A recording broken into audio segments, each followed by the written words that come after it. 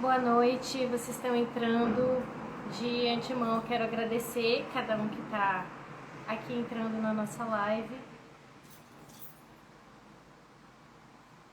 Hoje, numa terça-feira à noite, é muito importante ter vocês aqui. Hoje, em particular, é um dia muito especial, porque a gente vai conversar com uma mulher que é de Oiá, que é costureira de roupa de vodum e que tem um ateliê que é um ateliê lindo, que eu particularmente vejo as coisas dela sempre que posso e fico encantada.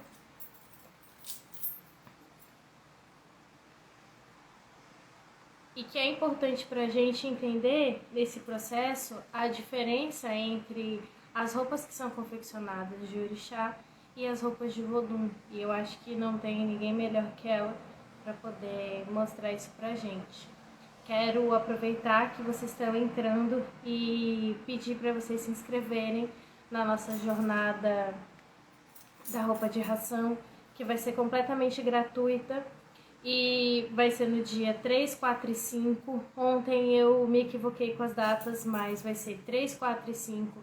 Se você quiser participar, vai ser totalmente gratuito. A gente vai costurar um ojá, um pano da coça e uma saia de ração. E vai ser ao vivo também, mas vai ser pelo nosso canal do YouTube. Vocês, quando se inscreverem, vão receber no e-mail de vocês a lista de materiais que vocês vão precisar para participar ao vivo junto comigo, fazendo essas peças. E é isso. Eu vou já ligar aqui para a Onara. E eu espero que hoje o Instagram ele ajude melhor a gente do que ontem. Ontem teve esses entraves.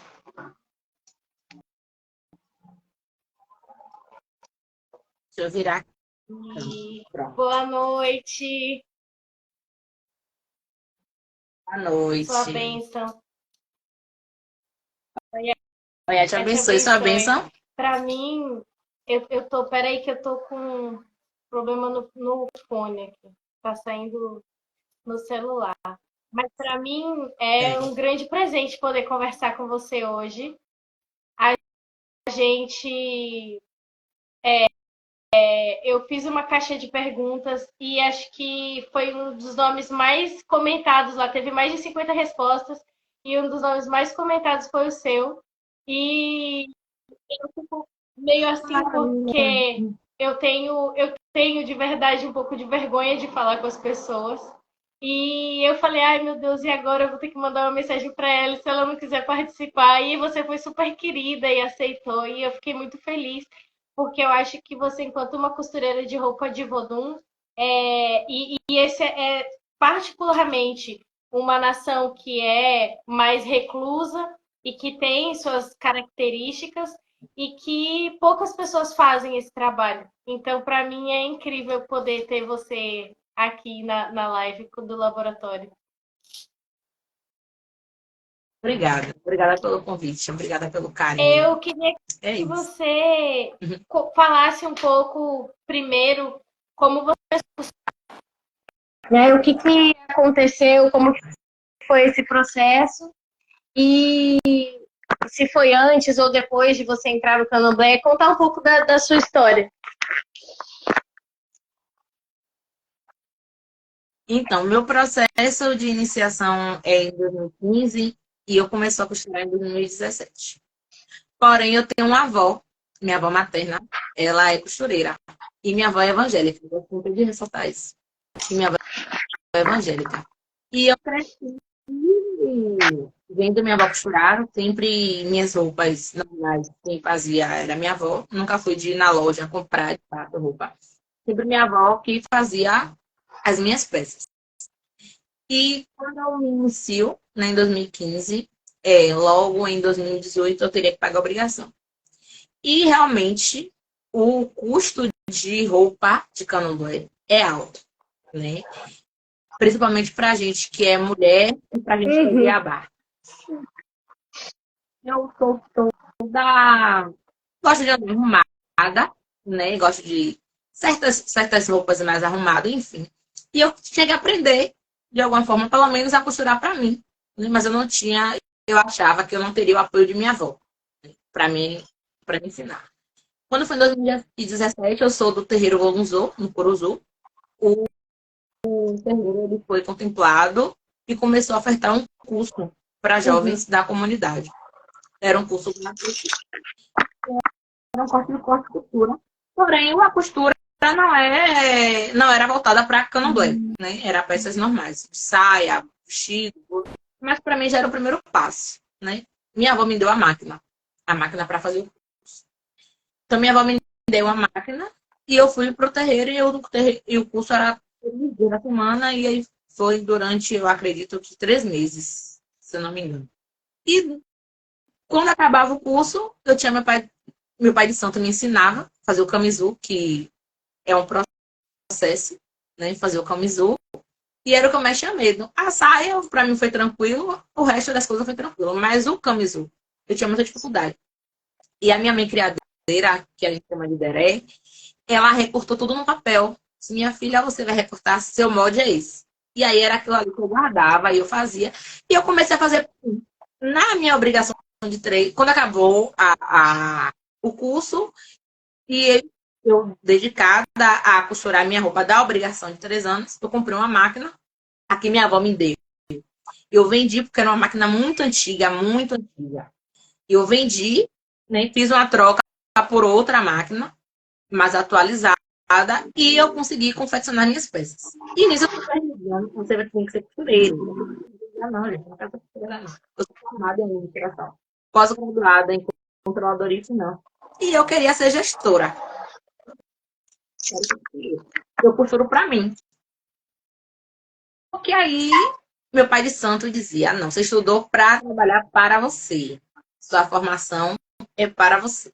E eu não queria isso para mim, não. Não, não é isso.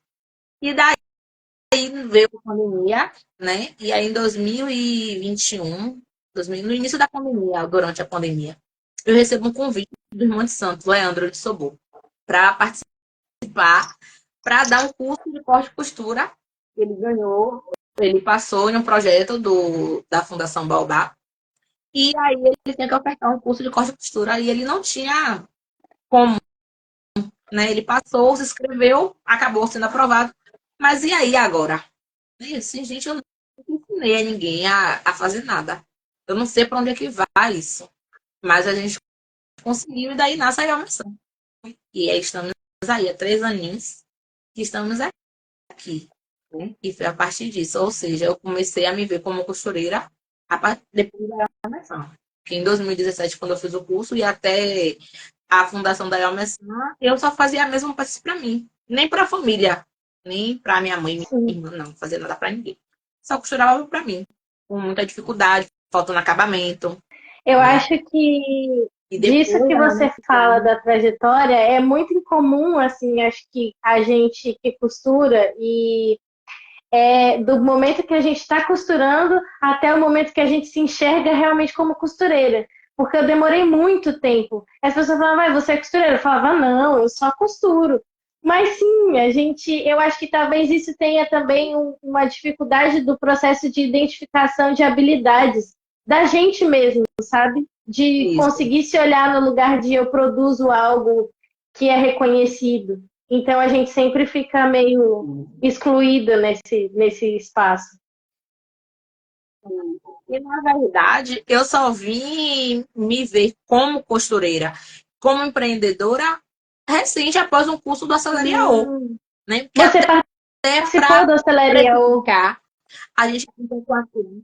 Eu participei do primeiro Que legal. ciclo. Eu passei, fui até a finalzinha. E assim, e nas mentorias foi que eu tive um choque de realidade terrível. Porque até para precificar, a gente tinha aquele receio, tipo, eu sou formada, eu não posso me colocar nesse valor que eu não tenho. Uhum. A gente não se vê como, como algo tão Exatamente, valioso, né? Hoje eu já costumo dizer, eu não sou costureira. Aí eu digo, eu não sou costureira, eu tenho uma empresa, aí eu é uma exatamente, marca. Né? Eu já uso esse exatamente. discurso, porque a gente tem que valorizar Sim. nosso negócio, né? E a gente é isso, e às vezes aí fica só como costureira, e não é só a costura, né? A gente sabe que empreender não é só Tentar costurar. Exatamente. Exatamente, que são duas coisas completamente diferentes. Porque é absolutamente outra coisa você falar de negócio e você falar de costura. Porque tem a parte, principalmente para a gente que trabalha, eu pelo menos trabalho 100% online, então toda a questão de gestão de redes que acontece. Uma coisa que eu falei, o Camisu, que também é uma peça que eu apanhei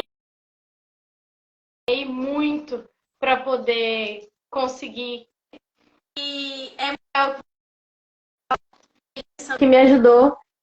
É um santo e muito maravilhoso como os terreiros, pais e mães de santo que costuram também, mas que os sacerdotes passam esse conhecimento para frente. Inclusive, eu aprendi com o Toté a fazer equeté. Porque eu não acertava de jeito nenhum fazer equeté. E aí um dia eu dou até, menina, que é isso aqui? Faz assim, assim, assim. E a Adriano já tinha me dito, não, eu sei fazer, que Doutor me ensinou. Aí a Adriano me passou, eu fiz, só que aí um dia eu tava dando errado o meu equeté e por acaso eu encontrei com o Doutor na rua. E aí falei com ele, não, você faz assim, assim, assim, e deu certo. E eu acho isso muito massa, porque eu também aprendi no meu terreiro, e foi um longo processo, porque quando eu entrei, já diferente do Voduzô, o curso de costura na Casa de Oxumaré, ele é voltado para a roupa de candomblé. E eu não sabia. E eu queria aprender a fazer vestido, saia, calça. Aí eu falei, já estou aqui, eu vou aprender a lidar com isso aqui mesmo. Porque eu não era de candomblé. Eu entrei para o candomblé depois do curso de costura, que eu fiquei indo assim durante quase 2 meses, só que eu era muito ruim. Irmã, eu era ruim demais. Eu quebrava as agulhas e aí a Eked, ela já não tinha mais. Ela já não tinha mais o que me dizer. Aí um dia ela disse assim, minha filha, eu acho melhor você procurar outra coisa, porque isso aqui não vai dar pra você. De verdade. E aí passou muitos anos depois, ela veio e falou, menina, você é de Ançã mesmo, você é resistente, porque você conseguiu dominar a máquina. Eu falei, meu amor, eu ia fazer o quê? Eu só tenho duas opções e desistir para mim nunca foi uma delas. Eu sempre quis costurar. Então, esse processo de começar, eu não sei como foi para você. Você já tinha facilidade? Ou, tipo, a primeira vez que você sentou na máquina já foi? Ou você... Não. Não. Eu tive um pouco de dificuldade porque a máquina de minha avó era bem antiga. Era Aquelas uma pretas preta que... de ferro, Linda! pesadíssima. Então eu tinha muita dificuldade de aprender a costurar nela, né? E aí eu foi horrível. Foi horrível. Assim, para controlar o pé, né? Essa questão do controle. Eu também quebrava muita agulha, porque eu não conseguia controlar. Então a gente já vai de vez, aí pá, pá, pá, pá, pá, pá, quebrou a máquina, quebrou a agulha. Mas logo eu consegui controlar a máquina em si, o desenvolver do restante das peças foi bem tranquilo. E uma coisa que eu gosto de sempre ressaltar é que eu tive o apoio de minha avó durante todo o processo. Inclusive, hoje é uma das minhas maiores parceiras para tudo. Ela continua sendo É, evangélica. eu aprendi a costurar camisa masculina. Sim, ela continua evangélica e ela me ajuda e ela entende muito de roupa de candomblé, porque ela disse que minha neta ganhava muito dinheiro com o pessoal de candomblé, então eu não vou fazer para você, que é minha neta, né? Então, depois a minha relação, após a minha feitura, a gente continuou com a nossa relação normal e ela fazia minhas roupas, né? Ela nunca aceitou que outra pessoa fizesse. E quando eu fim esse processo de ser costureira, ela não aceita. Ela disse, não, minha neta, costureira, ela sempre fala, você sempre vai ser a última. Porque as pessoas querem sempre te explorar, querem sempre que você faça, todo mundo se arruma e você nunca se arruma. Mas minha avó não sou costureira de roupa do cotidiano, do dia a dia, então eu não vou ser outra pessoa. Eu tenho um trabalho específico, tipo, eu não sou costureira de conceito, por exemplo, né? Eu não conserto roupa, zip, essas coisas. Eu não faço. Pessoal, então eu não vou passar por isso, mas ela ainda é um pouco resistente com essa questão de me ver como costureira. Mas me apoia, me ensina. Eu aprendi a fazer blazer através com minha avó. Eu aprendi a fazer camisa de botão com minha avó, né? Meu socorro, né? Minha E, avó, pelo amor de Deus, me ensina inclusive, a fazer é uma uma calça das aqui coisas pro... assim que eu, uma vez, acho que até comentei com a Margarida, eu falei, gente, esses conjuntos de blazer com colete são chiquérrimos, você arrasa demais.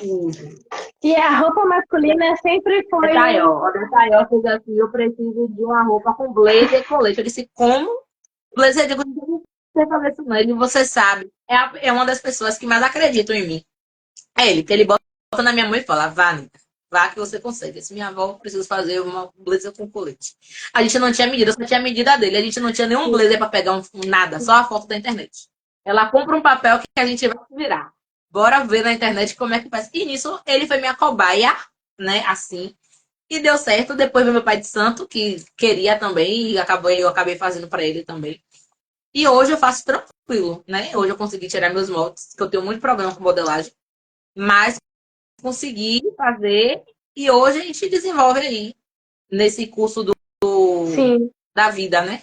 Do Eu dia a acho que dia. isso que você fala sobre a gente vai se desenrolando é muito poderoso, porque esse é um lugar que a gente não enxerga como algo de valor, mas que na verdade é muito valioso. Que é o fato da gente dizer assim, ah, eu não sei, não fui preparado para isso, mas eu vou fazer e vou conseguir. Eu tinha muito isso. Antes de começar a fakear, eu comecei a fakear por necessidade mesmo. Assim, eu não tinha o que fazer. E eu me lembro como se fosse hoje, assim, eu em casa, eu falei, e agora? O que eu vou fazer da minha vida? E eu olhei e tinha uma roupa de ração minha pendurada, e era quinta-feira, e eu falei, Oxóssi, eu preciso fazer isso dar certo. E foi muito difícil no começo, assim, mas deu muito certo, graças ao Oxóssi mesmo, que é um santo que eu sou completamente apaixonada. Mas durante esse tempo que eu tenho da FEICA, que foi em 2019, que eu decidi só empreender, existiu muito tempo que eu não me vi como uma pessoa que tinha valor, e nisso Margarida foi uma das pessoas essenciais, assim, porque ela falava, Lara, não tem como você costurar uma saia de R$ 20. Isso aqui é loucura. Eu falava, Margarida, é melhor R$ 20 aqui que eu posso ir ali comprar um pão e um leite do que eu botar um preço que ninguém nunca vai fazer nenhuma saia comigo, que ninguém sabe nem de onde que eu saí. Aí eu comecei nessa estratégia, mas depois eu comecei a perceber isso que você fala sobre o valor, né, daquilo que a gente faz. E aí comecei a entender quando eu fui para Brasília e descobri que fazer roupa de candomblé era um negócio que as pessoas ganhavam muito dinheiro fora de Salvador. E aí eu pensava assim, mas por que que em Salvador a gente paga, sei lá, R$ 150 numa saia e aqui eles cobram 600, R$ 700? E as pessoas pagam por isso. E aí eu comecei a entender esse processo do empreender e ver aonde a gente precisa colocar o nosso trabalho, sabe? Enquanto pessoas que constroem algo que é muito raro, porque se a gente começar a olhar num panorama Brasil, o que a gente faz aqui é muito raro.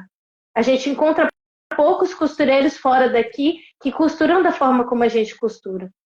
Então, quando eu entendi isso, foi até uma menina de São Paulo que ela incomodava a minha vida, assim, não, eu preciso fazer aula, eu preciso. Eu falava, menina, eu nem sei eu fazer as coisas direito, como é que eu vou ensinar você? E aí, mais uma vez, nesse lugar de não enxergar valor naquilo que a gente faz. E aí ela falou para mim, ela falou assim, Lara, como é que você não sabe? Você faz isso muito bem, então você pode se ensinar. E a gente não tem esse conhecimento aqui. E aí foi quando começou esse processo de eu pensar sobre ensinar a fazer roupa de candomblé, que é muito difícil, porque ensinar é completamente diferente de costurar. E eu não sabia que você tinha ensinado. E eu fico muito feliz assim da gente poder conversar sobre isso, porque realmente é muito complicado. Peraí que eu acho que morreu aqui meu. Era. Você tá me ouvindo? Eu que não tô ouvindo você no fone, mas a gente vai resolver aqui. Aí, depois disso, comecei a pensar sobre o processo de ensinar. E aí eu pensava assim, cara, em Salvador, a gente tem uma série de locais que a gente consegue aprender. Mas fora daqui, as pessoas não conseguem nunca nenhum local. E aí como eu tive essa experiência, Brasília e São Paulo, eu via coisas assim que era completamente absurdas, do tipo dançar candomblé de camiseta Hering. E quando a gente fala isso, parece muito absurdo, mas é extremamente preocupante.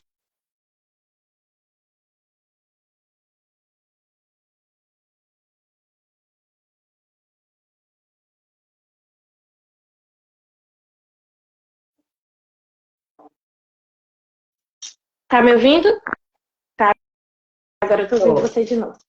A gente perde tanto que a gente não se reconhece mais. Então, quando a gente vê na internet e tal, eu mesmo dou risada, brinco, mas chegou um momento que eu olhei e falei assim, cara, se a gente que é jovem não está se preocupando com isso, porque a roupa, aí pode dizer, a roupa é algo que não é tão é, importante. Não, a roupa é muito importante. A primeira coisa que a gente precisa se preocupar quando a gente vai para um terreiro de candomblé é com que roupa que a gente vai. Independente se é visitante, se é abian, se é feito. A roupa está presente em todos os processos que a gente passa dentro do terreiro. Ela determina quem a gente é, como a gente está, pelo menos dentro da minha tradição. Então, se a gente que é jovem não se preocupa com o que está acontecendo, enquanto profissionais desse ramo, quem que vai se preocupar? E aí eu comecei a pensar sobre isso e aí eu pensei, não, mas existem pessoas mais capacitadas do que eu para fazer isso. E aí a minha amiga pegou e falou para mim, tá, mas essas pessoas não estão fazendo isso. Elas não estão pensando sobre isso. Aí eu falei, tá. Mas aí existe aquele processo de convencimento de que você é capaz e que até hoje mesmo, há poucos dias atrás, eu estava aqui chorando e rezando e falando com o Yansan, dizendo eu não consigo, isso é demais para mim, eu não estou dando conta. E aí a gente vai juntando essas forças que é na verdade a forma como a gente aprendeu a sobreviver. Eu pelo menos venho de uma história de vida de muita escassez e eu sempre tive desde muito nova ter que aprender a sobreviver e a fazer o melhor que eu podia com aquilo. Então, entrar na universidade para mim não era uma possibilidade, mas eu fiz mil e uma coisas. Eu entrei na universidade tardiamente, mas entrei fazendo aquilo que eu queria, o curso que eu queria, do jeito que eu queria, porque eu sou teimosa. Então, e aí, uma coisa que me chama atenção nesse local é quando você fala assim, a minha avó não quer que eu seja costureira, mas a sua avó é costureira, mas tem essa coisa social de que esse trabalho que a gente faz não é algo de valor. E assim, você fala assim, eu sou formada, eu sou pós-graduada, sabe? Então, isso é muito poderoso, mas para pessoas mais antigas, entender que esse local da universidade, às vezes, não é o local tão perfeito como é vendido para a gente no começo, né? E que aquilo que a gente faz tem sim poder. Eu, recentemente, assim, a minha mãe já me perguntou: você nunca vai ter um emprego? Eu falei assim, gente, eu falei, eu não tenho mais nem o que falar. Depois disso aí, cancela.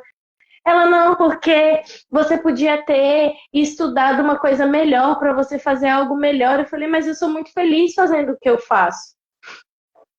Isso para mim é o mais importante, porque se eu fosse uma médica, eu ia ser uma médica terrível, eu ia matar pessoas. Porque não é aquilo que importa para mim, que eu ia me dedicar e ia ser melhor naquilo que eu faço, sabe? Eu queria que você falasse um pouco sobre como é para você, assim, eu sei que tem muitas coisas que são parecidas, mas essas diferenças da roupa, porque você é de tradição jeje e você também costura para outras tradições, enfim, eu também, né, mas queria que você falasse um pouco de dentro da sua tradição, que tem peças que são únicas, que são diferentes, como que funciona isso? Sim, pra gente, eu sou o G de Savalô, então algo que é muito particular nosso, que eu percebo é a cinta, o uso Cinta. da cinta, né? A gente usa a Uhum. cinta na saia. Pro peito e algumas outras nações usam o Uhum. ojá do peito, né? A gente não tem o Ah, então tem a cinta. isso Entendi. Que é a mesma é função. algo que diferencia um pouco. É, porque eles prendem o ojá, tanto que hoje eu meio que introduzi, né, Uhum. ojá de cabeça e ojá de peito. Eu não tinha ojá de peito, né? Eu não tenho esse ojá de peito. Eu tenho Uhum. assim, tá? Né? Que é o que a gente Uhum. amarra na cintura. Eu acho que é o que a gente tem mais de diferente, assim, da roupa do dia a dia. É, referente a Vodun, eu acho que é o mesmo uso do camisul, né? O camisul, que o Vodun não usa, e já o pessoal do Queto, né? E algumas É, outras alguns utilizam o usam. camisul.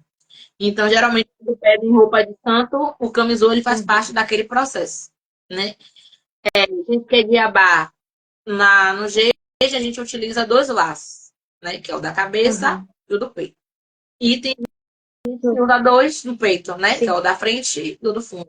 E o laço da gente é só o do fundo, a gente Uhum. não usa o da frente. Fora isso, eu acho que não tem mais muita. Né? A saia é a mesma coisa, assim, o camisul. A formação do camisul, a gente utiliza o camisul com os Sim. aspectos tradicionais, né? Que é o nosso retângulo aqui, o quadrado embaixo. Né? Então, tem que ter, né? Tem o babador, né? Maiorzinho, mas tem que ter, porque eu percebo que tem casas que não tem. Tem casa que utiliza muito como uma peça única, né? Me causa até estranheza quando ele fala assim, não, pede para fazer um camisul e quando me manda, tipo, o modelo aqui é assim, é o Não reto, tem os né? Não tem recortes. o retângulo, não tem os recortes. Então, mas o pano da costa a gente utiliza da mesma forma, É. né? É Eu, eu basicamente quando funciona assim. eu tive um momento de transição de costurar com as coisas do cliente e depois de não costurar mais com as coisas do cliente. E hoje em dia eu não costuro mais e também padronizei o tipo de roupa que eu faço, porque eu me irritava muito. Eu me irritava demais. Quando tinha, eles traziam coisas faltando, enfim, e também a questão que isso me lembrou o que você falou sobre o modelo. E aí a pessoa queria um camisa cor-de-rosa, e eu falei, moça, não vou fazer. Me desculpa, mas não vai rolar. Um camisa cor-de-rosa não vai rolar. Porque desde o começo eu já tinha na minha cabeça de que eu queria costurar uma roupa que não fosse só costurar para ganhar aquele dinheiro e mandar a pessoa embora e seguir minha vida. Eu queria que aquilo fosse algo que tivesse ligado àquilo que eu realmente acredito, às minhas tradições. E eu, como uma pessoa de uma casa matriz, eu acho que é o mínimo da nossa responsabilidade como pessoa de candomblé. Pensar, né, na preservação da nossa cultura. E foi aí daí que veio o laboratório, né? Eu tenho a Maria, que ela é macota, e ela que toma conta, assim, de toda essa parte do laboratório, de como ele funciona, plataformas, os cursos, tudo. Eu faço só a parte de ensinar ali e conversar com as pessoas e tal. Mas ela realmente sempre fala de como a gente tem essa responsabilidade, sabe? De fazer disso. Agora, essa pessoa, Ela ela é. era de Candomblé? Ela é de Candomblé. Certo. Eu tô te fazendo essa pergunta porque eu atendo muita gente assim. Só que eles não são de Candomblé, né? Eles não. Tem bandistas e tem pessoas Eu esqueci o nome da religião Aham, mesmo, então eu não vou nem falar. aham. Mas não é daqui. Então, tem roupas que são muito diferentes. Eu tô perguntando porque eu já fiz um camisul dourado, né? E na verdade não era um camisul com Sim. formato tradicional da gente. Era esse camisul que eu fiz recorte. Inclusive, eu até peguei uma encomenda recentemente que é uma bata. Mas é porque eles Uhum. não são de É candomblé, que as né? roupas São de de Umbanda religião, são completamente mas são diferentes. de outra. E tem a questão da Ubanda, né? A Ubanda, a vestimenta dela são bem diferentes da nossa. E eu tenho muito clientes ubandistas, né? Eu tenho clientes que eles são tanto de Hum, candomblé quanto da Ubanda, né? Eu tenho uma que ela é de candomblé iniciada, né? O pessoal do terreiro dela faz roupa comigo e ela hoje abriu uma casa de Ubanda. Então, eu tenho essa uhum, estranheza também. Porém, é, tem essas questões, né? Que às vezes não é a questão do candomblé, né? É sim. uma outra religião. Por isso que eu te perguntei se era de fato de candomblé. E também entendo que tem É. candomblé que utiliza, né? E aí, Tudo bem, cada um exatamente. na sua cidade. Que aí vai. Mas eu não sabia que você fazia. Às vezes, eu tenho pessoas que me procuram para fazer isso, que eu não faço. Não é nem por nada, é porque eu realmente não sei fazer roupa de Umbanda. Então, por exemplo, às vezes eu acabo mandando para outras pessoas, mas aí já vou indicar você, que eu não sabia que você fazia. Eu ainda estou presa na roupa masculina, que acho que assim, para mim, o que fica, eu tenho a cabeça muito visual, então de cada loja eu tenho alguma coisa marcada. Da Elmesan eu tenho a roupa masculina, que para mim é um trauma fazer roupa masculina, é uma roupa que eu não gosto de fazer, mas eu faço porque, enfim, depois de muita luta, consegui aprender e fazer. Eu queria que você falasse um pouco como foi que começou. Você já falou como você começou a Yomesan, mas como começou a despertar na sua cabeça o empreender de fato e como foi isso para você, assim, quando você se deparou com as milhões de coisas que precisam ser feitas e você falou assim, não, eu vou tratar isso como um negócio e a partir de agora eu vou seguir assim. Ao invés de repente olhar e largar Tem. tudo e falar, não, eu vou arrumar um emprego mesmo dentro da minha profissão e vou embora. Eu sou Aham. CLT Ah, você também também. Enquanto também trabalho. Hoje eu estou afastada do trabalho, mas eu também sou é CLT. babado. E quando eu comecei com a IO, eu acho que foi 2021. Acho que foi 2021. Foi 2021 ou foi 2022. Estava durante a pandemia. E o problema principal era dinheiro. Dinheiro porque eu morava de aluguel. Era eu, minha mãe, minha irmã, né? E minha mãe ficou desempregada. Minha irmã tinha um escritório que ela estava entregando o escritório por conta da pandemia, né? Na Avenida 7, o centro estava todo fechado, ela não tinha cliente. Eu estava com aquele dinheiro, e agora? Agora eu preciso de uma luz. Um certo dia, eu peguei todas as minhas roupas, tudo que eu tinha feito, eu botei isso na cama e tirei fotos horrorosas. Inclusive essas fotos. Ainda tá até no meu perfil, né? Tirei foto de tudo e comecei a postar. Minha mãe, Aline, ela tem Sim, uma ótica das raízes. Minha filha, você precisa aprender, precisa ser costureira. E a gente estava nesse processo da conversa. Eu acho que, através dessa pressão dela, eu disse: bora tirar foto, bora postar. Ela, não, bora. E aí eu botei lá o Nara Paixão. Peguei no Canvas uma foto de uma máquina, botei meu nome e eu disse: é isso aqui, bora. Comecei a postar as fotos. Ela fez uma live nesse dia e falou sobre o meu projeto. Onara Paixão. Não tinha nome, não tinha nada. Eu disse: isso não tinha cliente, não tinha nada. E eu postando. Aí veio a Lívia Leandro. Minha irmã que postou, foi um chamado, que não sei o quê, bora se juntar, bora fazer o projeto do Código da Corte Costura. Como, Leandro? Eu não sei. Bora lá. Mas a gente precisa de um nome. Eu não tenho nome. Não tenho nada. Só tenho fotos aí, não tenho nada. Bora fazer umas fotos. Aí eu fui pra casa de Eduardo, com Detaiol, Leandro, Ludmilla. Bora vestir as roupas, não bora tirar umas fotos. A gente tirou essas fotos. Mas a gente ainda não tinha o nome. Aí eu conversei com o Dafonte. Aí eu preciso de um nome, me ajude com um nome. Mas eu sempre tive muita ligação com a Aiol, sempre gostei de Aiol. Né? Eu nunca quis ser mãe, né? Mas assim, se eu tivesse um filho na vida, se chamaria Aiol. Gosto muito de Aiol. Sempre da não veio com esse nome, Aiol Messan. Mas no início, a pronúncia, eu dizia, não sei, Aiol Messan, não sei. Ele me veio com.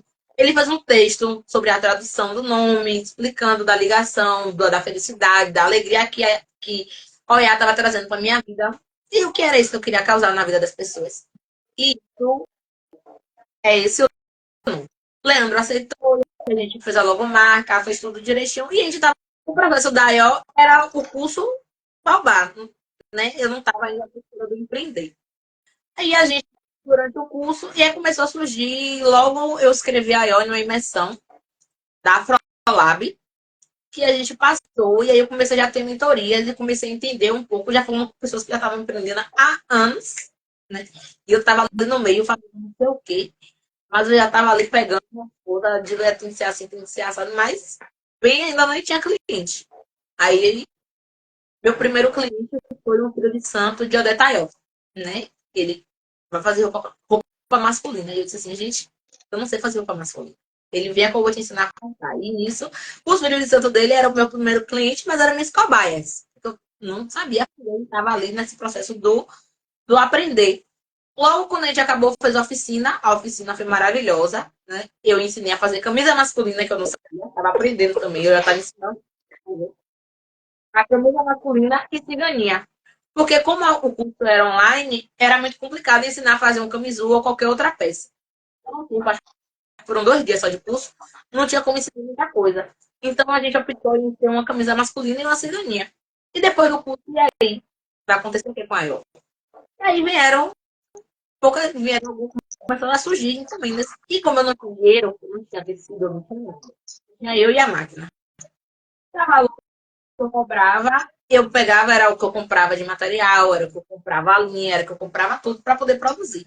Né? E nesse acho que todo mundo começa assim, né? Paga 50% e a gente vai investindo, vai indo, vai indo. E chegou uma época que o ateliê era no meu quarto. Meu quarto já não dava mais. E aí eu pensei, gente, como é que eu vou fazer essas roupas? Como é que o pessoal tava botando fé mesmo em mim? Eu tô indo. E eu trabalhava de manhã, tirava de tarde, depois eu comecei a trabalhar em casa. E aí eu sei que eu aluguei um espaço. E eu aluguei o espaço pensando, como é que eu vou pagar o aluguel do espaço? E nisso eu fiquei quase um ano no espaço. E através da eu consegui comprar minha casa.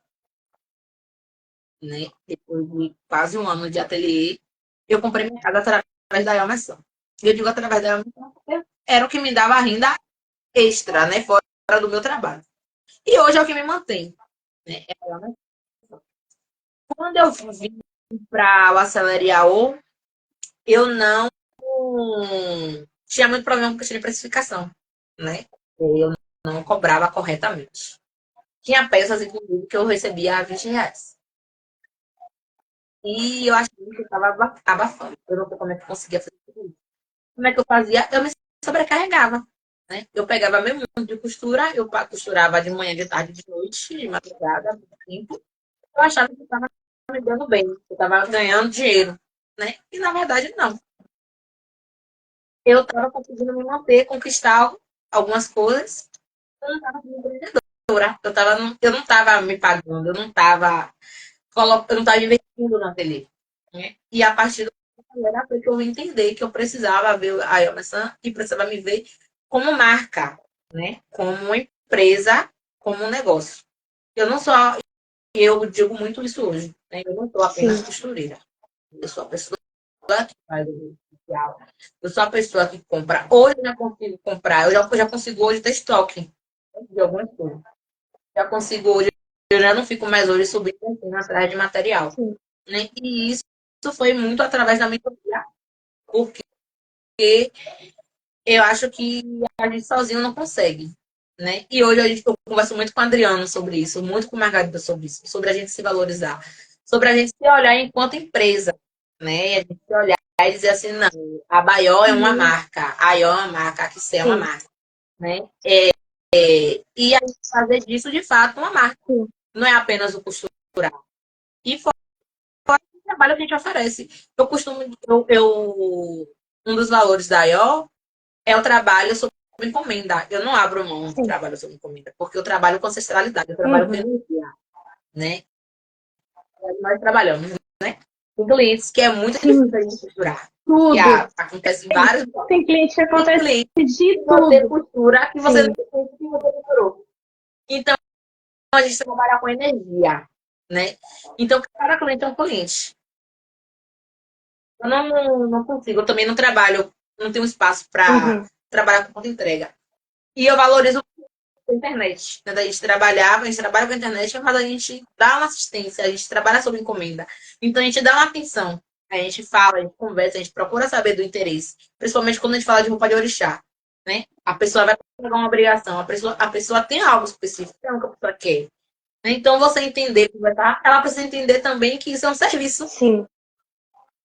Que a gente está oferecendo. E muitas vezes é um serviço até de. Eu não sei dizer o nome corretamente. Mas quando um artista quer uma roupa determinada, que tem um style, né? Que chega ali O e dá as design, dicas e fala. design. Eu tenho uma amiga que ela é do Bogum que ela fala, você é estilista de Vodum. E aí, e é verdade. É verdade. E esses dias. Porque a gente faz essa mentoria, a gente pesquisa, a gente mostra as cores, aviamentos, a gente cria, né? Então a gente só não cultura. Então a pessoa tem todo esse processo, que é um processo doloroso, porque às vezes a gente está cansada, mas a gente precisa atender aquele cliente, né? E muitas vezes o cliente vai chegar pra gente e a gente vai fazer isso tudo, o cliente vai chegar pra gente e vai dizer, no final do mês eu volto. E às vezes nem vai voltar. Exatamente. Exatamente.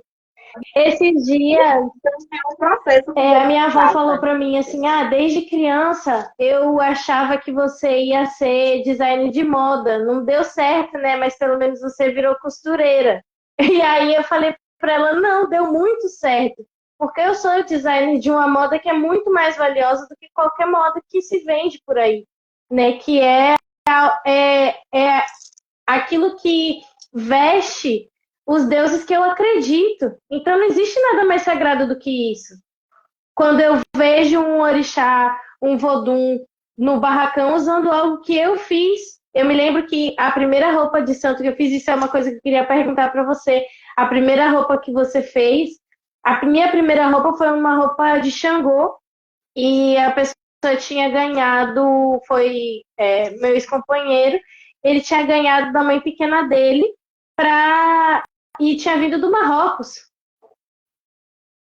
E tinha 2 peças de tecido. E era a primeira roupa e eu falei, não pode dar errado. Né? E é a peça que eu acho que eu tenho mais carinho, eu sempre posto essa peça, falando dessa história, porque Xangô é um orixá que, enfim, eu tenho uma devoção por todos os orixás, mas eu acho que Xangô e Oxóssi são orixás que são muito, assim, próximos de mim. E foi minha primeira roupa de santo. Qual que foi a sua primeira peça que você fez? A Margarida chega e botou um coração ali.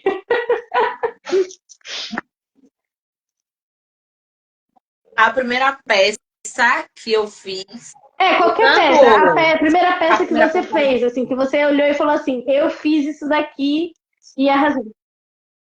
A primeira peça que eu fiz foi uma saia de ponto prega palito. A primeira? A primeira saia. Eu tinha um barco recolhido no terreiro. E nesse processo do curso, ele mandou comprar o percal. E aí, a gente, depois do curso, ficava lá fazendo. E ele começou a mandar eu fazer várias pregas palitos. A saia toda de prega palito. Inclusive, essa saia hoje, eu tenho um maior sentimento por essa roupa. E aí,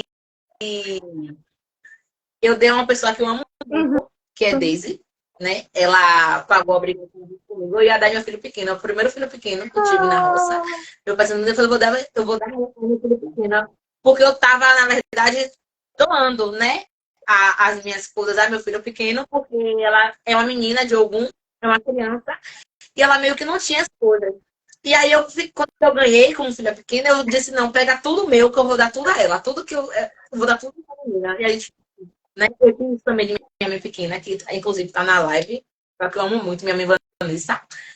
E ela. Minha mãe faz isso comigo, né? Eu lembro que ela me levou na casa dela e ela abriu a mala e me deu 2 conjuntos de ração. E um tecido, uma peça de tecido. E eu queria fazer isso com meu filho pequeno. Então, quando eu mandei chegar tudo, chegou tudo na roça, e eu vi esse conjunto, eu falei, não, gente, eu tenho um valor sentimental por esse conjunto. E eu não vou dar. Aí Deus falou assim, mas você poderia dar a mim. E, tipo, Deus é a minha pessoa na Terra, né? Deus é uma pessoa de Natan. Não tem como não amar E aí a eu dei Daisy. Daisy tá aí na esse live, conjunto. inclusive eu amo Daisy também. Não tem como não amar. E aí eu dei. Mas é uma peça que eu confeccionei, foi a primeira peça que eu confeccionei, inclusive foi o barco dela que estava recolhido na época. E eu fiz, é o camisu é todo de prega palito. A saia, ela é toda de prega palito, né? E foi o técnico que me ensinou a fazer. Ele me botou na máquina e eu dizia, gente, eu não tenho paciência. Aí eu digo a Margarida hoje, eu não tenho paciência para fazer prega palito. Eu não tenho, eu amo um prega palito, eu acho que fica um charme. Mas gente, eu acho que eu Cara, tomei um trauma depois daquele conjunto todo quem que me ele me ensinou botou a pra fazer fazer. prega palito Porque foi a roupa Margarida. toda. Margarida com muito amor e carinho, né? Me ensinou a fazer prega palito aos gritos, que tava tudo torto, que a prega tava muito grossa. E aí eu fui, né? Porque eu sou essa pessoa que obedeço. E aí eu ia desmanchando, nervosa, e ela, você vai fazer de novo, você vai ficar até sair a prega do jeito certo. E eu, tá bom. E ali a gente ia a madrugada toda até fazer. Ainda bem que a gente tem Ainda Margarida bem na que a nossa gente tem vida, né? Margarida na nossa vida. Essa é a verdade. A Margarida foi uma da primeira, né, que a gente entrevistou do laboratório, que foi uma pessoa que eu falei assim, não, quando Maria falou assim, a gente precisa fazer lives, porque o objetivo dessas lives é que as pessoas conheçam a nossa história. E aí, que não tem, a gente não tem em lugar nenhum, sabe? Então, já que é um projeto em que existe um pensamento de expansão, aqui a gente atinge praticamente pessoas do Brasil inteiro que não sabem quem é a Yomi Santos, não sabem quem é a Onara e que a sua história, que é tão valiosa, não está gravada em nenhum lugar. Por isso que eu falei para ela, a gente vai fazer inicialmente em formato de live, até porque a gente não tem nenhum amparo financeiro e fazer isso que a gente está tentando fazer custa caro. Então eu falei para ela, a gente vai pegar em formato de live e vai colocar no YouTube, onde as pessoas podem acessar, que as pessoas possam conhecer e futuramente a gente vai fazer algo melhor, transformar em um podcast, levar as pessoas onde possa ter um biscoito, um negócio para a gente conversar e contar essas histórias que são valiosíssimas e que as pessoas não conhecem e que a gente fica apagada no meio de algo que pra gente é tão valioso. Eu acho incrível você ter feito a sua primeira peça de prega palito, porque assim, prega palito é brabo. E até hoje, quando eu tenho que fazer uma peça de prega palito, eu fico assim, eu vou cobrar muito caro, porque dá muito trabalho. Eu usei essa peça durante 9 anos. Eu usei, não, desculpe, 9 anos não. Mas eu usei durante 5 anos. A festa de Oxalá era. Margarida, a roupa de Oxalá vai ser a roupa de A prega Margarida palito. ama prega É a roupa de palito, prega né? palito. É isso. Porque ela ficou tão espetacular e é uma saia de 5 metros. Foi 5 metros de rosa de prega palito. É, enfim, é uma roupa que eu tenho muito E sentimento. foi Então, E uma foi a pessoa que primeira que você fez. Essa é a peça que você mais ama até hoje ou tem outra peça que você mais ama até hoje? hoje eu sou apaixonada pelo meu Que, enxoval por da sinal, obrigação. Né? belíssimo. Não teve. Eu fiquei apaixonada porque, assim, desde quando a gente sabe que é tudo muito caro, né? Principalmente aqui em Salvador. As pessoas, alguns clientes têm até dificuldade de entender isso, porque assim, a gente não tem uma diversidade, né, de lojas, seria na de Mato, por exemplo, né, onde a gente consiga comprar variedades e com preços mais baratos. Né? A gente paga caro em peças que fora a gente compraria mais. Mas para a gente ter esse investimento, a gente tem que ter um capital, né? E é tudo com muito trabalho. Então, muitas vezes, a gente entende até que a peça tá cara, né? Mas é porque, obviamente, é caro. Então, quando eu comecei a me arrumar para minha obrigação, eu acabei comprando muita coisa cara, né? Porque eu não tinha o conhecimento ainda dos locais para comprar mais baratos, enfim. E era tudo muito sacrifício. Comprando pecinha por pecinha, biquinho por biquinho. Às vezes entrava na loja, tinha um pedaço na promoção, e a gente vai comprando, a gente vai juntando e vai fazendo. E vai juntando ali. Quando eu comecei a montar, que eu vi a quantidade de coisa que eu tinha comprado, e eu dizia assim, gente, tava com Margarida. Margarida, a gente vai fazer essas peças todas aqui. Tem tudo isso aqui, a gente vai fazer como. Então, eu peguei muito sentimento, mas não pela peça em si, mas pelo trabalho, né? Pela conquista, né? Pelo tempo de estar fazendo, de estar comprando. É o trabalho da gente, é o dinheiro, é o sol, né? Enfim. Então, eu tenho muito sentimento pelas minhas coisas que eu produzi na minha obrigação. Mas por conta de como foi. Né? Mas tem peças, por exemplo, eu fiz agora uma roupa de Oxum, toda de entre meio, né? Ele é um homem, né? Eu nunca tinha costurado um bombacho de aviamento. E foi um desafio, né? Ele me pediu muita coisa, tipo, ele queria pano da costa, ele não queria banter. E ele queria um pano da costa curto, né? Enfim, ele veio me dando vários detalhes. E eu fiz a obrigação dele domingo e eu fiquei emocionada quando eu vi o Oxum. Porque ela estava perfeita. E eu fiquei assim, eu fiz essa roupa.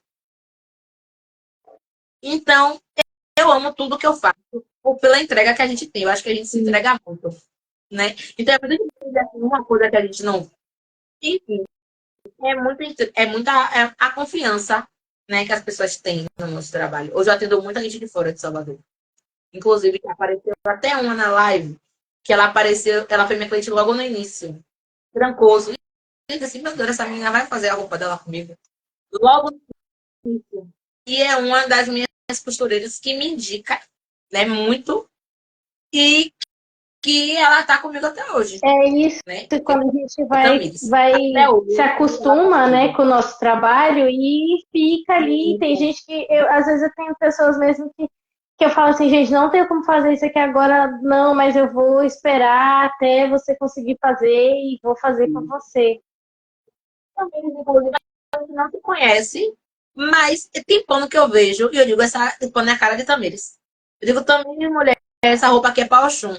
Eu nem conheço Oxum. É, Mas aí, dela, tudo que ela me fala durante o processo todo, já costurando para ela, sim, eu meio que já a conheço, gente vai né? pegando Então, meio que já aquele conheço. cliente gosta disso, esse cliente gosta daquilo.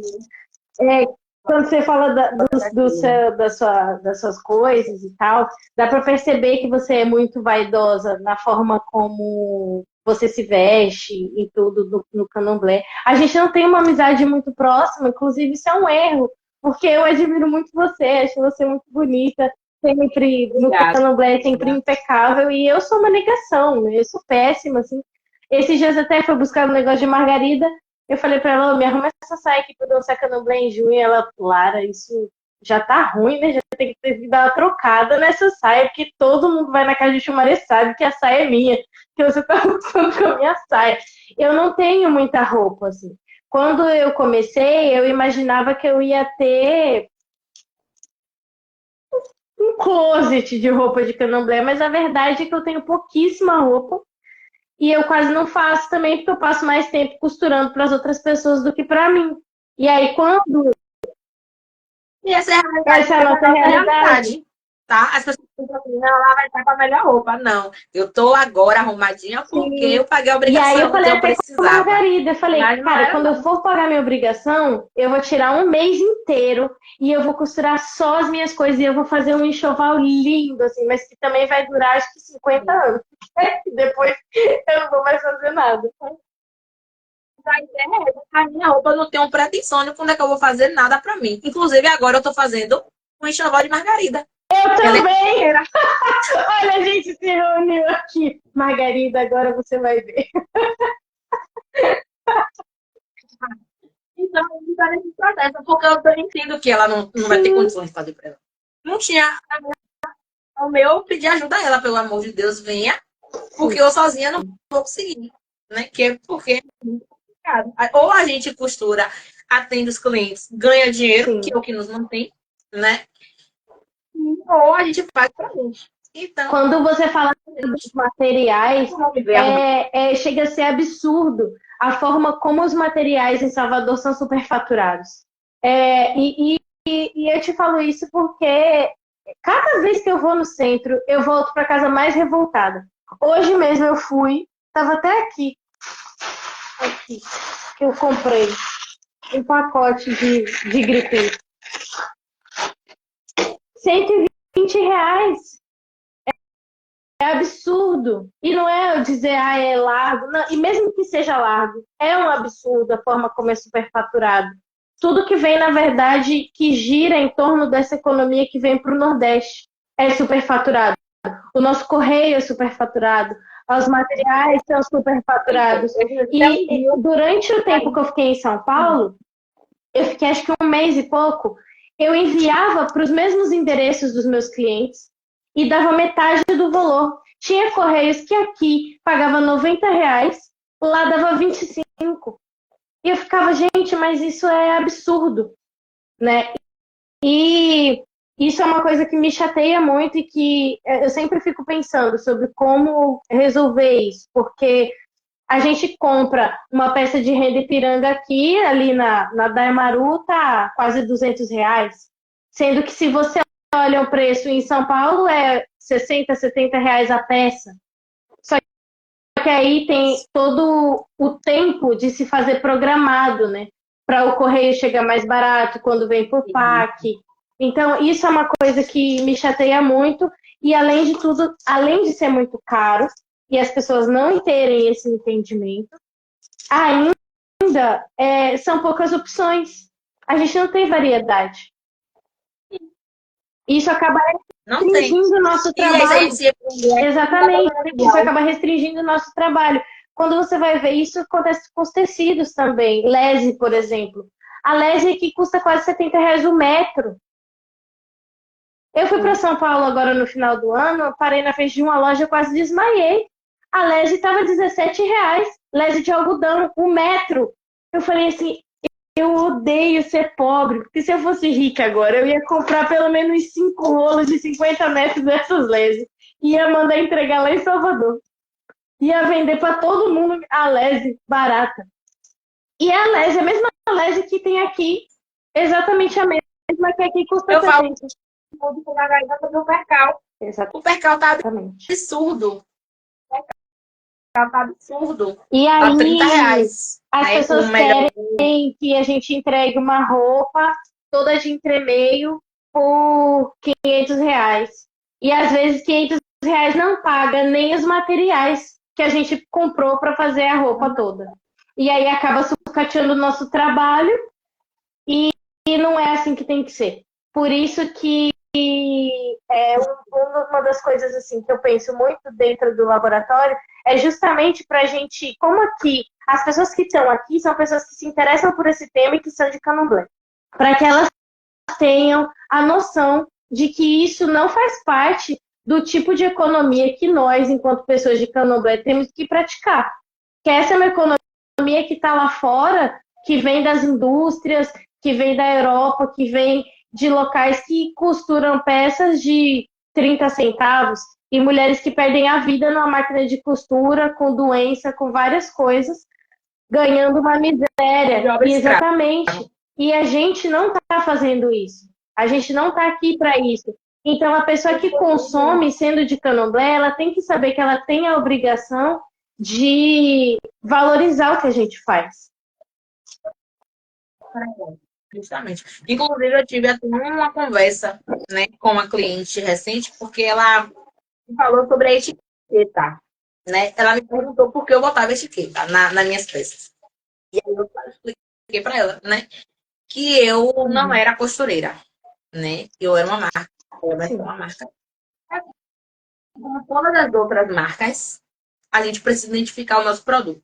E a etiqueta é o que identifica o nosso produto, né? Tem marcas que utilizam mão de obra escrava, né? E as pessoas compram apenas pelo nome da etiqueta. Exatamente. Né? Pelo nome que às vezes utiliza a camisa toda, é o nome da marca. E as pessoas compram aquilo, né? Às vezes não comprar nem o produto em si, o modelo da camisa, comprou o nome.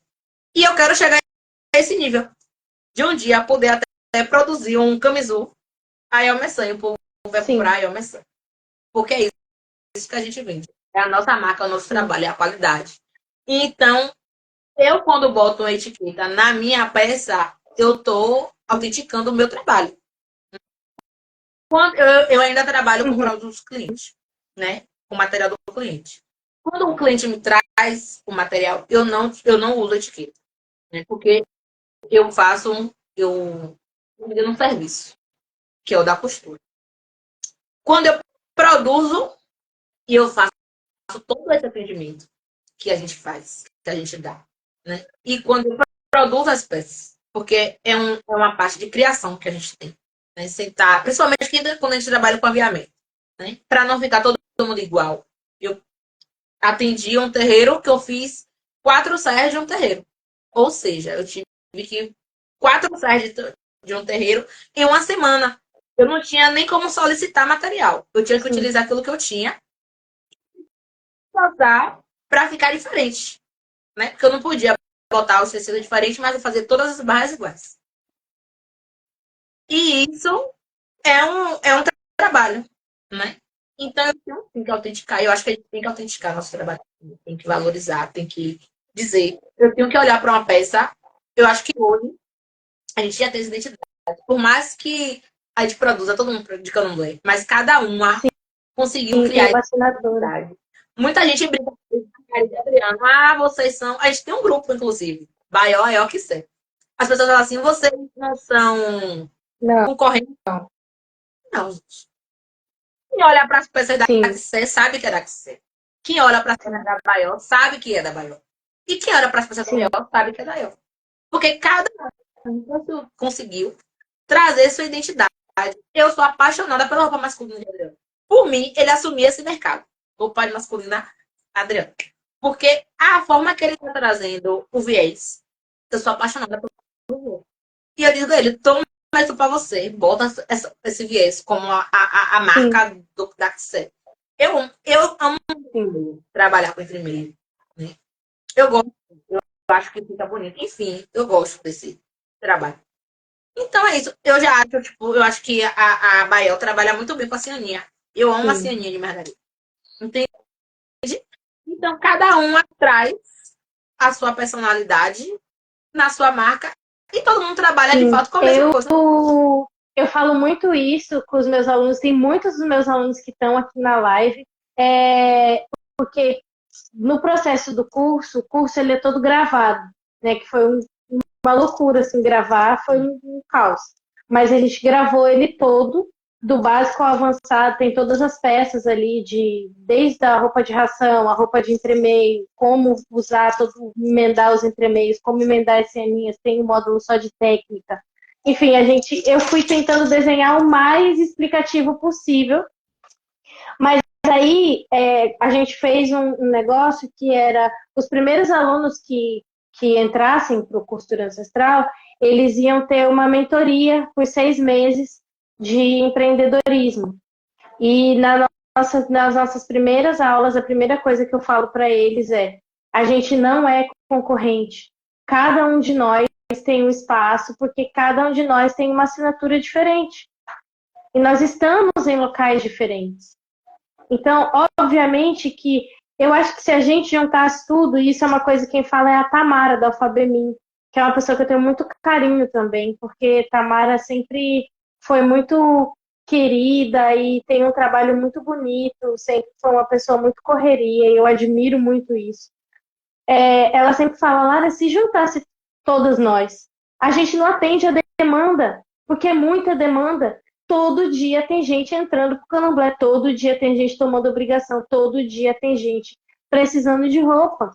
Então, por que a gente cria essa coisa de rivalidade, que é uma coisa que vem de um mercado que não é nosso? Isso é de um mercado branco, europeu, que traz essa coisa da competição, da rivalidade, do capitalismo.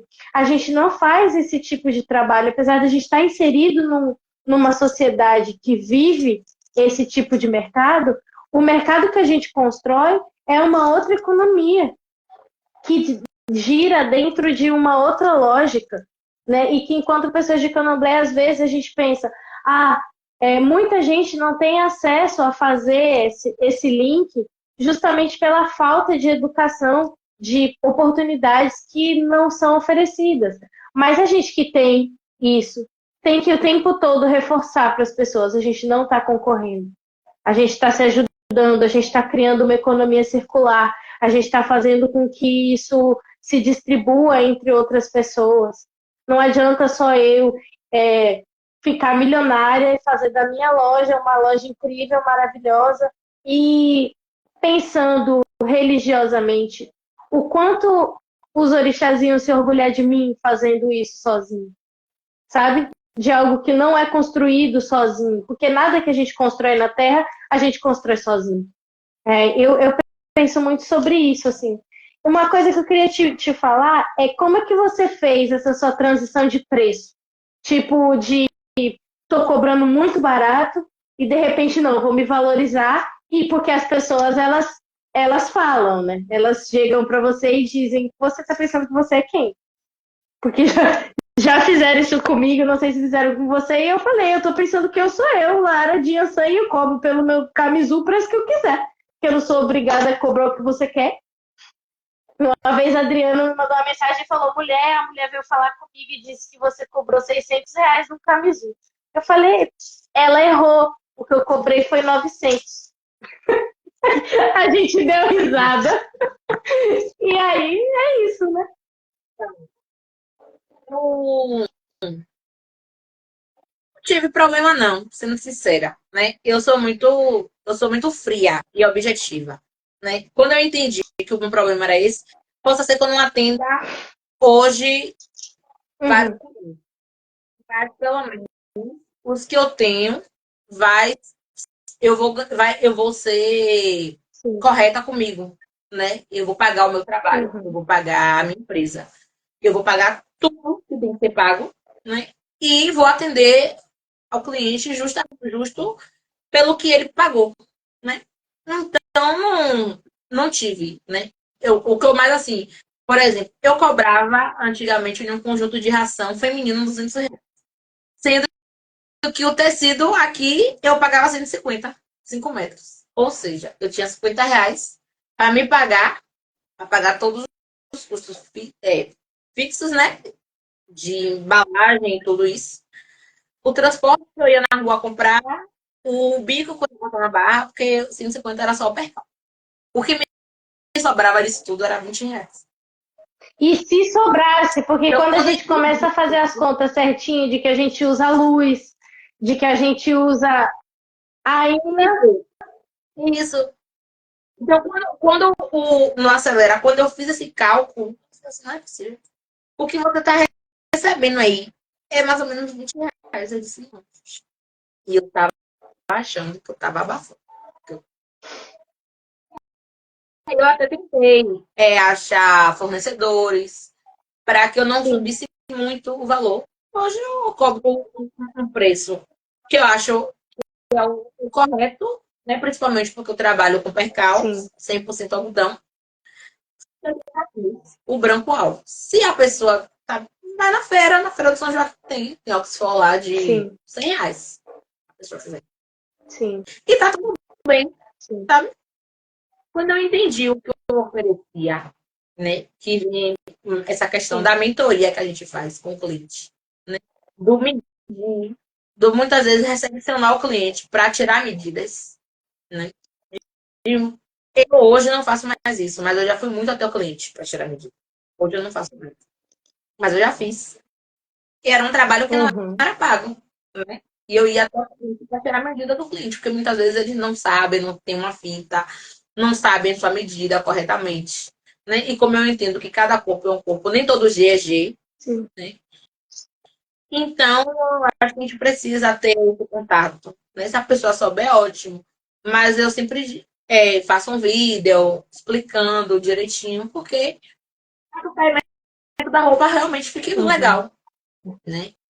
E É um trabalho que a galera não entende que, assim, além do seu tempo de ir lá, tirar a medida do cliente, ainda tem o transporte que você gasta, né? Eu tinha uma cliente que ela sempre pedia roupa e ela falava, você vai vir trazer e tal, e eu ia. Aí um dia eu parei e pensei assim, eu gasto quase R$ 50 para ir lá e voltar para casa. E aí no fim eu ganho 100, mas 50 sempre fica no transporte. Aí depois eu peguei e falei para ela, olha, não vai dar para eu sempre levar a roupa para você. Porque ainda tem acho que essa coisa a pessoa é fulano de tal do Candomblé X, que tem 1 milhão de anos dinossáricos e que, infelizmente, eu não vou poder te dar um atendimento diferente porque você é X pessoa. Eu acho que na minha cabeça ainda tinha muito isso de pensar, eu tenho que ir lá levar, porque como que eu vou dizer para ela que eu não vou levar? Dizendo, né? Abrindo a boca e falando, olha, se você quiser que eu leve, você vai ter que pagar. Exatamente. E eu acho muito bem com isso, tá? Se eu tenho cliente que eu vou, né? Eu tenho clientes assim, né? Que são antigas, não sei quantos mil anos tanto. Mas o terreiro, não, eu quero que você venha aqui hoje. Ainda faz assim. Eu quero que você venha aqui hoje, tirar uma medida de um filho de santo meu que vai viajar e precisa que você faça a roupa dele hoje. Pra logo. Ah, mãe, o Uber é R$ 60. Não, pode vir. Tá. Se eu tiver realmente com tempo, né? Porque eu tenho outro cliente que precisa do meu atendimento. Eu fiz um acordo de entregar, tem um prazo para entregar. Então eu vou assim até a pessoa e dou esse atendimento, mas a pessoa pagando, né? Porque está pagando o mínimo, que é o meu transporte. Não está pagando nem o tempo do meu trabalho que eu não estou fazendo no ateliê, né? Eu estou fazendo fora. Então, nem tem esse custo, né? E lá eu citei, né, Adriano, Margarida, mas eu não falei de você, né? Eu admiro muito seu trabalho. A gente difunde, né, esse contato. E mesmo tendo vários amigos em comuns, né? E a gente já se encontrou algumas vezes, mas a gente nunca parou para ter uma troca de fato, né? De conversar, ou enfim. Mas eu também acompanho o seu trabalho já antes até de costurar, né? Acho que eu comecei em 19. Eu comecei a costurar tem 10 anos, tem quantos anos? A gente está em 2020, em 2014 eu comecei, mas empreender mesmo eu comecei em 2019. E eu admiro muito o seu trabalho, principalmente com essa questão dos aviamentos, né? Me chamou muita atenção. Eu até acredito que aqui em Salvador, acho que você foi uma das primeiras que começou a produzir um aviamento, né? Eu estava até com isso para poder te falar. Que é algo que eu poderia ter tido essa troca, né? Mas acho que como a gente nunca teve tão próximo e tem essa questão da barreira da rivalidade, né? Que fica imposto, a gente nunca teve, né? Nunca soube que lá falou nada de Leonardo. Nunca teve nada. Então, assim, poderia até ter tido essa troca, mas acabou que eu tive outras pessoas, né? Tive Margarida, tive Adriana, a gente teve outras conversas. A gente conseguiu, eu digo por questão mesmo de falar de valor, de dizer, pô, aqui em Salvador você consegue aonde um valor melhor, e essa troca a gente nunca teve. Então a gente trabalhar com essa questão dos aviamentos, né? Que eu acho maravilhosas. Sou fã, já peguei vários modelos seu como e para mim inspiração. Isso é uma honra, assim, muitas pessoas elas falam, porque pegou o modelo de fulano, sim, gente. É normal isso, e eu, particularmente, hoje eu sou estudante da UFBA no curso de artes, e uma das coisas que a gente mais aprende é que a gente precisa replicar as coisas, e que isso vai despertando a nossa criatividade para chegar um momento em que você domina aquilo ali e você consegue unir aquilo e montar a sua própria identidade. Então, eu comecei replicando inúmeras roupas, Margarida sabe disso, de muitos costureiros famosos aí do Brasil. Inclusive de um que eu vou entrevistar quinta-feira, que eu tô assim... Sabe quando você tá, tipo, em choque? Porque é uma pessoa que foi a pessoa que me despertou para a roupa toda de aviamento e que eu vou ter o prazer de conversar com ele e eu nem sei o que eu vou falar ainda. Eu tô, assim, desacreditada. Mas uma coisa que eu acho, isso Margarida e Adriano também podem confirmar para você, é que apesar de eu ser assim muito espontânea, eu também sou muito bicho do mato. E eu tenho muita vergonha de falar com as pessoas. De primeira, depois que eu pego a intimidade, agora se encontrar você na rua, eu já saio gritando atrás de você, eu nada, nada. Mas se eu não tenho isso, eu fico muito. E Adriano mesmo, uma vez, depois que a gente pegou a amizade uma vez, que foi que ele olhou pra mim e fez assim: Você tem um perfume? Nunca tinha falado com ele, mas eu via ele em todos os lugares. Aí eu falei: Tem. Aí eu dei o perfume a ele, ele passou o perfume, me devolveu o perfume e foi embora. Eu falei: Que menino estranho, Deus é mais. Aí depois, no outro dia, ele veio, comandou alguma coisa pra mim no Instagram. E aí eu peguei a amizade com ele. E aí eu falei pra ele, por que você não falava comigo?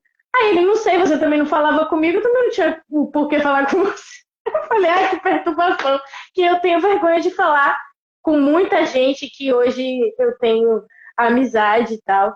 Mas uma coisa que eu ia te falar já antes, quando você estava falando sobre isso, é que depois eu vou te mandar um contato de um local que eu compro renda e eles vendem por quilo. E é muito mais barato. E é de gripe. A maioria dos gripes que eu uso vem de lá. E é muito legal, assim, eu adoro, eles são maravilhosos. A Wanda mandou ali quem é Margarida. E aí eu vou mandar para você, Wanda, no seu direct depois, a entrevista que a gente fez com Margarida. Margarida é uma bombe de Xangô, que é costureira e que começou a costurar muito nova e foi, eu acho que, uma das mentoras de todas nós que somos costureiras hoje em Salvador. Margarida tem o dedinho dela de participação, é uma pessoa querida, amiga e que sempre está disposta a ajudar a gente em qualquer, até hoje, né, qualquer coisa que a gente vai. Eu me lembro que eu tenho uma história engraçada disso, que eu sempre quis fazer a roupa toda de entremeio. Eu vi o perfil da Chaleuá quando era o perfil ainda antigo e vi uma roupa e eu falei, eu quero fazer isso. Eu me lembro que eu estava na roça, ainda era período das festas de Xangô, e eu falei, eu tenho que descobrir como fazer isso. E Margarida sabe que eu fiquei obcecada na Chaleuá, assim, por anos e anos da minha vida, era a minha obsessão. Eu tinha ativado as notificações de todas as redes sociais deles. Quando eles postavam, eu entrava na hora para ver o que tinha, o que era, o que estavam fazendo, como é que fazia. E aí eu vi uma bata toda de renda e um camisu. Só que eu nunca tinha feito bata na minha vida. E aí entrou uma moça e falou assim, eu quero comprar uma bata. Eu mostrei a foto, que não era minha. Falei, olha, eu não faço igual, esse aqui é uma referência, mas tá. A moça comprou. Aí ela falou, mas quanto que você cobra? Eu lá sabia quanto é que gastava para fazer uma bata se eu nunca tinha feito? Eu falei, tá R$ 500. Eu acreditando que eu tava abafando, né? Para fazer uma bata e um camisu, todo de entremeio. Eu lá comprava material em outro lugar, eu comprava era ali na Daimaru. Quando eu cheguei lá e o pacote da renda tava quase R$ 200, eu quase caí morta. Eu literalmente gastei o dinheiro todo comprando renda. Só que aí tá, mas eu aqui nem preocupada. Tava como é que eu ia fazer a bata, se eu nunca tinha feito. Eu fui lá, comprei a renda, mandei uma mensagem pra Margarida. Falei, Margarida, tô indo aí que você vai me ajudar a fazer uma bata. Margarida falou, Lara, eu não tô em casa. Falei, não, mas que horas que você chega? Ela, não, eu não vou chegar. Eu vou chegar daqui a 4 dias. Eu falei, não, daqui a 4 dias a roupa tem que estar no correio. Ela fez assim, Lara, você é maluca. Ela, não, maluca eu sei que você é, mas isso não se faz, Lara. Você, para aprender a falar inglês, primeiro você tem que aprender a falar português. Como é que você me vende um negócio que você nunca fez e ainda toda de entremeio? Eu falei, Margarida, eu não sei. A única coisa que eu sei é que vai ter que sair. Que a mulher pagou. Eu gastei o dinheiro todo comprando renda, não sobrou nada. E eu vou ter que entregar. E aí ela me fez um vídeo e mandou no WhatsApp, você prega isso aqui assim, bota isso aqui pra cá, passa a costura aqui, e aí você vai fazendo. E aí depois qualquer coisa você vai me dizendo. Eu falei, eu não entendi nada, nada. Eu escutava a mensagem dela no vídeo, olhava para a foto da Bata e eu falei, tá, vamos tentar. E aí eu fiz e ficou belíssima. Realmente ficou muito boa. Eu fiquei desacreditada. Naquele dia ali eu falei, realmente, eu consigo fazer qualquer coisa aqui com esse negócio. Mas isso é uma coisa de, assim, Margarida podia ter muito bem dito assim, Ali, você vai se lascar, você é maluca, se vire aí, mas ela sempre tá dando suporte o tempo todo que a gente precisa. Então, essa é a Ivone Margarida, que a Wanda perguntou, depois eu vou mandar para ela assistir a entrevista de Margarida. A gente está já quase no nosso tempo, que é, né, final, e eu queria aproveitar e agradecer você por ter aceitado fazer isso, compartilhado a sua história, para que te convidar também para a gente ter essa amizade próxima, para a gente conversar, para a gente estar mais junto. E dizer que isso é muito importante para mim, porque eu entendo que todas as pessoas que aceitam vir aqui e falar e compartilhar a sua história também estão acreditando no trabalho que eu estou fazendo, que é um trabalho que, para mim, está sendo muito delicado. Desde a primeira vez que eu abri a primeira live e eu falei para Maria, não tenho noção do que eu estou fazendo, mas eu acho que Orixá tem um propósito e eu acredito muito nisso, desse propósito que Orixá está fazendo na minha vida e que transformou a minha vida enquanto uma mulher que literalmente não tinha nada. E acho que a coisa é uma coisa que eu falo com Maria Iris sempre. Às vezes eu sinto que eu não sou tão boa com o Yansan quanto o Yansan é boa comigo, sabe? Porque todas as coisas que aconteceu na minha vida foram coisas absurdas, de tipo você não ter nada e de repente Orixá fazer com que apareça algo que faz você ter tudo que você precisa, assim. E isso foi a costura na minha vida. Eu cheguei na casa de Xumaré sem beira nem beira. A verdade é essa, sem nada. Sem saber o que eu estava fazendo ali. Eu tinha recém chegado em Salvador. Eu sempre fui sozinha, assim, em questões familiares e nunca tive apoio de ninguém. E essas pessoas que eu falo sempre com muito amor, como Margarida, como outras pessoas do meu terreiro, minha mãe Lucinha, a Ebomi Elza, foram pessoas que me abraçaram como família e que são pessoas que qualquer coisa que me peçam, eu sempre vou estar ali, eu sempre vou fazer, porque eu construí esse amor familiar com pessoas que não eram da minha família, pessoas que eu tinha acabado de conhecer, mas que viram em mim uma menina de 20 anos sozinha, vivendo de uma forma aleatória no mundo, e falaram assim, vou te dar um voto de confiança.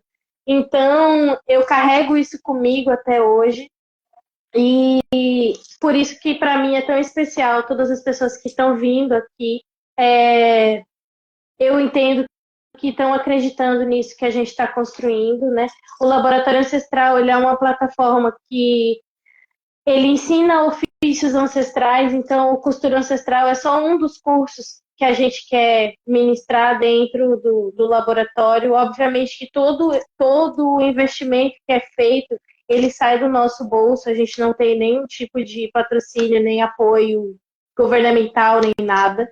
Então, são muitas horas em cima da máquina de costura, são muitas horas da Maria no trabalho, nos outros trabalhos dela também, para a gente juntar aquele dinheiro no fim do mês e colocar de anúncio, né, para divulgar mais, para trazer mais pessoas, para que as pessoas consigam entender o que a gente está tentando construir. E ter você hoje foi muito, muito especial mesmo, porque ontem, inclusive, a Maria está aqui na minha frente, ela não me deixa mentir. Eu falei para ela assim, Maria, eu conheço ela já há muito tempo, eu acompanho o trabalho dela, mas eu nunca falei com ela. E se ela não gostar de mim? A Maria tá rindo aqui hoje. A Maria falou, Lara, ela não tem que gostar de você, não. É, eu falei, mas queria que desse certo. Aí ela falou, não, fica calma, vai dar tudo certo. E eu fico muito feliz de vocês terem falado sobre o meu trabalho, porque realmente eu sempre me vi como a pior das costureiras, assim, de verdade. Eu sempre me vi como alguém que estava sempre atrás das outras pessoas. E quando as pessoas reconhecem meu trabalho, eu fico muito, muito, muito feliz mesmo. Muito obrigada. E espero que a gente possa ter outras oportunidades de trocar e de conversar.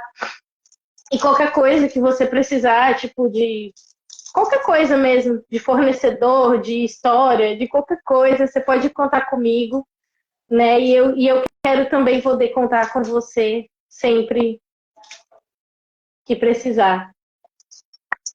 Obrigada. Muito obrigada por essa troca, né? Por essa oportunidade também. De fato, eu acho que a gente precisava disso, né? Enfim, olhar, já saber de qualquer coisa, né? E a gente não sabe de nada. Eu sou super fã desse projeto seu, né? Eu sempre tive sim, vontade de Sim, ensinar mulheres pretas de Candomblé, né? A costurar, porque de fato é uma renda, né? Eu não, hoje eu estou afastada do CLT, mas eu vivo, me mantenho e conquisto minhas coisas através da Elmerson. E isso é grandioso. Eu também fico assim, às vezes, parada no tempo, pensando o quanto o Verdun é maravilhoso comigo. E, por, e peço até perdão por ter resistido tanto, porque o Gun já tinha me dito que eu não ia trabalhar para ninguém, mas eu sim, queria ser gestora. E depois da IOL, minha vida mudou completamente. E eu sou muito do que eu sou hoje. Hoje eu me vejo como empreendedora, eu aceito a IOL na minha vida. E agradeço o laboratório, eu sei que vai formar muitas outras pessoas. Né? Não vai ter só nem a IOL, nem a XE, nem. Eu sei que a gente vai sim, ter muitas outras. faz Né? E é isso que eu quero. Eu quero, assim como a gente tem várias lojas de roupa do dia a dia, a gente tem várias lojas de roupa de Candomblé, várias marcas, várias pessoas, que a gente consiga levar isso mesmo para o mundo, né? As pessoas falam assim, quando eu participei dessas, dessas mentorias, o que é que você quer? Eu disse, gente, eu não quero ir para São Paulo para a profissão. Eu quero conquistar os candomblés. O mundo, o meu público é esse, são as pessoas de candomblé, né? São as pessoas de Ubanda, são as pessoas da religião de matriz africana. Eu quero que as pessoas reconheçam a minha marca como uma roupa que você fala assim, gente, sempre tem uma marca que a gente admira, fala assim, gente, eu sim, estou vestindo tal marca. Essa é a marca que eu estou. Então, eu quero isso. E eu quero que todas, né, a gente em si, principalmente o nosso ciclo, principalmente a gente, mulher preta de candomblé, né, que é tudo mais complicado. Esse sim. investimento não chega para a gente. Não chega pro nosso negócio, porque hoje eu parei, né? Mas eu já participei de muitas outras mentorias, muitos outros projetos, e esse mundo não vê a gente no mercado, né? Não acha que a Exatamente. gente dá lucro. E eu digo, gente, a gente dá muito lucro. A gente é um negócio que vale a pena investir, porque a gente dá dinheiro, porque pessoas de candomblé gastam muito.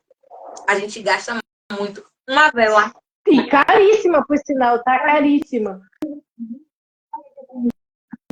gasta. E as pessoas de candomblé Sim, querem se muito bem. Querem andar bem.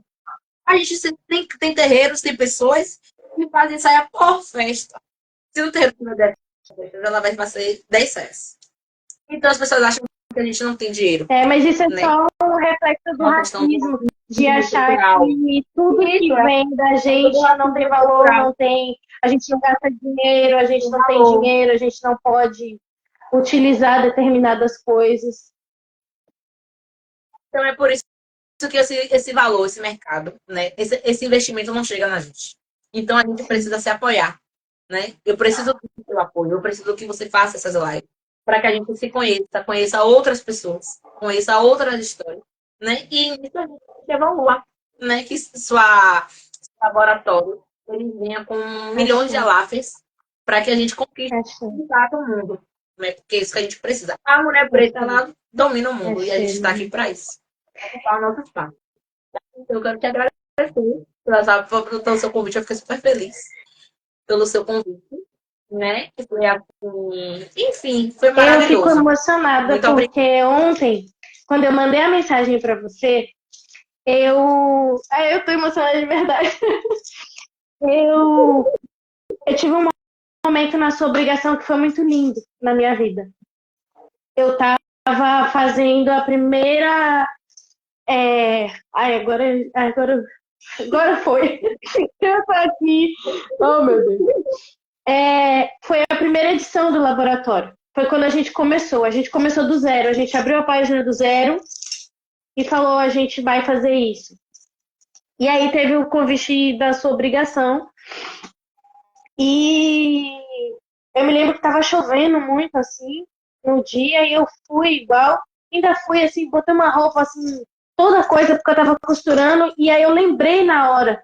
Sabe assim, você está costurando, você perde a coisa? Eu falei, menina, é a festa lá no Voo do Zoo, eu vou pra lá. E botei a roupa. E aí que eu fui pegar o celular e vi que Matheus até tinha mandado uma mensagem. Aí peguei, botei a roupa assim, coisa e saí, fui. E quando eu cheguei lá, saiu assim, tinha algum dançando, e logo depois teve, acho que Oiá, e Oiá de Jéssica saiu. E durante esse processo que as Oiá estavam dançando, eu estava muito rezando e conversando com a Yansan mesmo, que fizesse com que esse projeto desse certo, porque eu estava com muito medo, e eu estava com muito medo de as pessoas de Candomblé, sei lá, me apedrejarem ou falarem que eu estava fazendo algo ruim.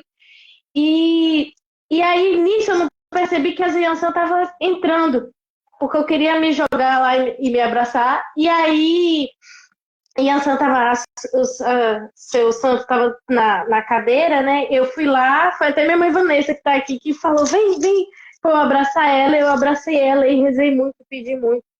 E voltei e queria falar com a Iá, de Jéssica, e a Iá foi até e entrou.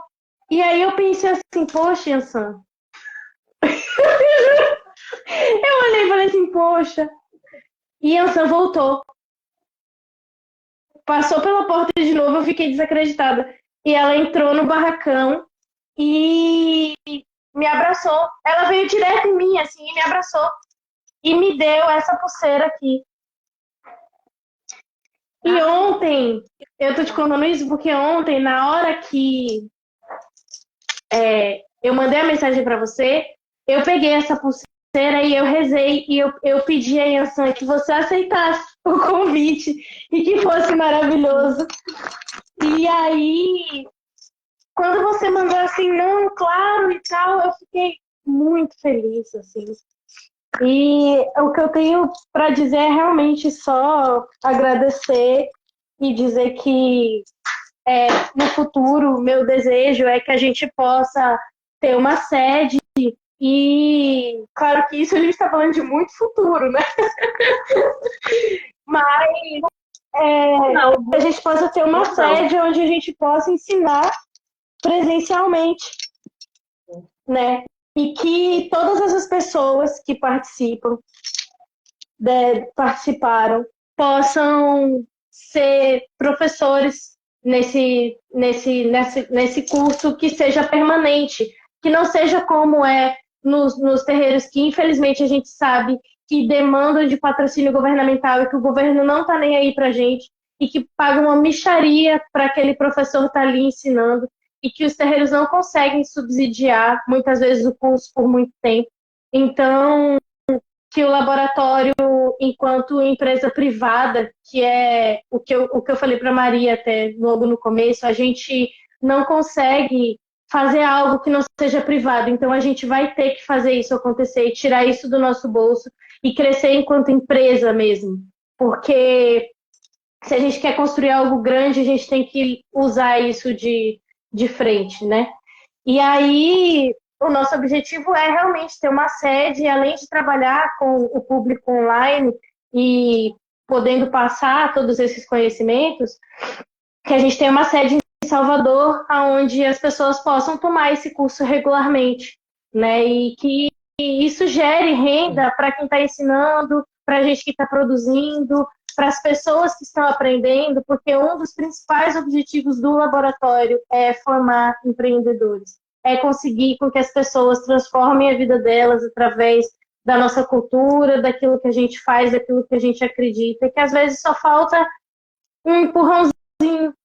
Eu tenho mesmo uma aluna que ela falou para mim, a Flora, você é a única pessoa que fala que eu vou conseguir. Eu falei, e você vai, porque você tem que acreditar que aquilo vai dar certo, né? E quando a gente, às vezes, não... Mesmo quando às vezes a gente não acredita, o orixá sempre dá um jeito de dizer, eu tô aqui acreditando e vai dar certo. Então, nosso horário deu aqui, Maria já tá... acabou, mas foi incrível conversar com você, Nara. Muito obrigada. A nossa live vai ficar salva para que vocês... Aliás, a Sueli comentou, você é meu empurrão. Para que as pessoas possam assistir. E ela vai ser subida no YouTube, as redes sociais da Onara vão ficar marcadas para que vocês possam seguir e curtir, compartilhar, comprar as peças dela, façam suas encomendas. E eu quero aproveitar para convidar todo mundo para a nossa jornada gratuita, que a gente vai ensinar a fazer uma saia, um pano da costa e um ojá de ração, que são as primeiras peças que a gente usa quando entra no terreiro. Vai ser dia 3, 4 e 5. Eu vou estar ao vivo ensinando como é que faz a saia, o ojá e o pano da costa. E eu espero que todos vocês participem. E agradeço imensamente a todo mundo que esteve presente na live. A gente bateu hoje a maior métrica de lives que a gente já teve, tá? Com um pico de 40 pessoas assistindo o tempo todo. E agradecer a Yansan, agradecer ao Xumaré por ter feito tudo isso e que estão fazendo ainda na minha vida, e que eles mesmos abençoem você e que abençoem o seu negócio sempre, e que a gente continue crescendo e venha aí uma grande amizade de costureiras de Oiá. Obrigada, Nara. De verdade, de coração. Muito obrigada. Obrigada a você, obrigada a todo mundo, obrigada a quem está na live, né, que ficou até agora. Eu vi que Naone participou muito, né? A irmã de Também é Margarida. uma querida, Muito uma pessoa obrigada. que está nos É nossos corações. maravilhosa. Maravilhosa, minha mãe Vanessa, a Betaió, minha irmã de Santa Mônica, meu esposo, minha mãe. Tem muita gente. Tem muita gente na live. E muito obrigada. Eu só tenho a agradecer, né? Muito obrigada. Alguma maravilhosa na minha vida. Tanto que Lorena respondeu aí. Minha irmã de algum maravilhosa. E é isso. E a gente cresça muito, que você cresça muito. E eu torço muito, muito, muito, muito de coração para que algum tome conta, né? Pelo dia de hoje e transborde alegria e que leve o laboratório para longe, né? E alcance lugares inimagináveis que a gente nem pensa, né? Que esse projeto que você acha que vai demorar muito tempo chega amanhã. Achei. Obrigada, minha irmã. Boa noite. E um beijo, pessoal. Ah, uma coisa importante. Amanhã a gente vai ter você e Tutu, Adriano e Kissé conversando sobre esse movimento de como é ser um homem costureiro. Eu espero todos vocês, são todos convidados para assistir amanhã a nossa live. Um beijo e obrigada. Tchau. Amor.